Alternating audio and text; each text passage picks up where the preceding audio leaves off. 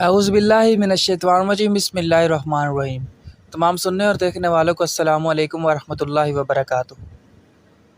اب ایک بار پھر سب بھائی مل کر مصرف پہنچے۔ حضرت یوسف علیہ السلام سے گھر والوں کی بری حالت بیان کی اور کہا کہ ہم اپنے ساتھ بہت تھوڑا سامان لائے ہیں، مگر چاہتے ہیں کہ آپ پورا غلہ دیں۔ حضرت یوسف نے اپنے گھر کا یہ حال سنا تو بےتاب ہو گئے۔ ان سے رہا نہ گیا اور انہوں نے اپنے بھائیوں سے کہا کہ تم جانتے ہو کہ تم نے یوسف اور اس کے بھائی کے ساتھ کیا کیا ہے۔ بھائیوں نے نہایت تعجب اور حیرانگی کے ساتھ پوچھا کہ کہیں آپ ہی تو یوسف نہیں؟ آپ نے فرمایا، ہاں میں ہی یوسف ہوں اور یہ میرا بھائی ہے۔ اللہ نے ہم پر بڑا احسان کیا۔ بے شک جو شخص نیک زندگی بسر کرتا ہے اور صبر سے کام لیتا ہے، اللہ اس کا بدلہ دیتا ہے۔ جب تمام بھائیوں کو یقین ہو گیا کہ جس کے دربار میں ہم اس وقت کھڑے ہیں ہمارے بھائی یوسف کا ہے، تو سب نے مل کر اپنے گناہوں کا اقرار کیا اور آپ نے فرمایا، تم کوئی فکر نہ کرو، تم پر کوئی الزام نہیں، اللہ تمام گناہوں کو معاف کرے، وہ سب سے بڑا رحمان اور رحم کرنے والا ہے۔ جاؤ میرا کرتا میرے باپ کے چہرے پر ڈال دو، ان کی بینائی لوٹ آئے گی، اور پھر سب کو یہاں لے آؤ۔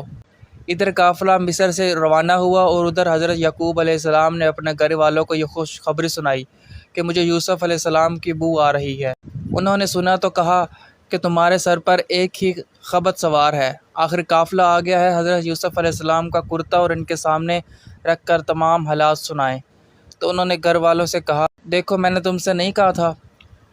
آخر سب بیٹوں نے مل کر آپ سے گناہوں کی معافی مانگی اور مصر کو چل دیے۔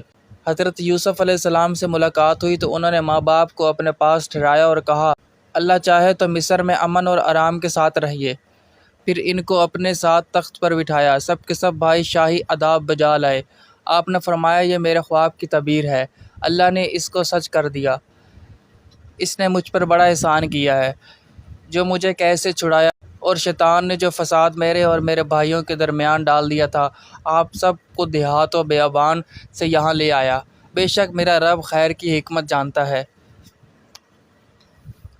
اے میرے پروردگار، تو نے مجھے حکومت دی، باتوں کو مطلب سمجھا دیا۔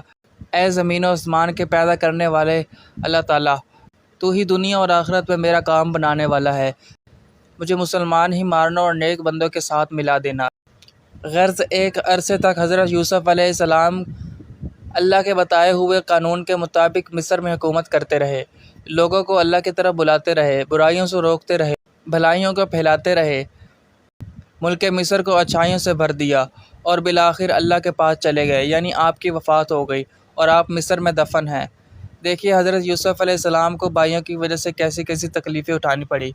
اندھیرے کنویں میں رہے، غلام بنے، جیل خانے میں رہے، لیکن جب یہ سب اللہ کی آزمائشیں پوری ہو گئیں اور اللہ پاک نے ان کو مصر کا بادشاہ بنا دیا تو بھائیوں سے کوئی بدلہ نہیں لیا، بلکہ اللہ تعالیٰ سے ان کے گناہوں کی معافی کے لیے دعا بھی کی اور خود بھی معاف کر دیا۔ بھائیوں کے ساتھ یہی کرنا چاہیے۔ قرآن مجید میں ایک دوسری جگہ ہے جس کا مطلب یہ ہے، اگر تمہارے ساتھ کوئی زیادتی کرے اور تم اس کے بدلے اس کے ساتھ نیکی اور بھلائی کرو تو وہ دشمن تمہارا حقیقی دوست بن جائے گا۔ اللہ ہم سب کو ایسی ہی توفیق دے، آمین۔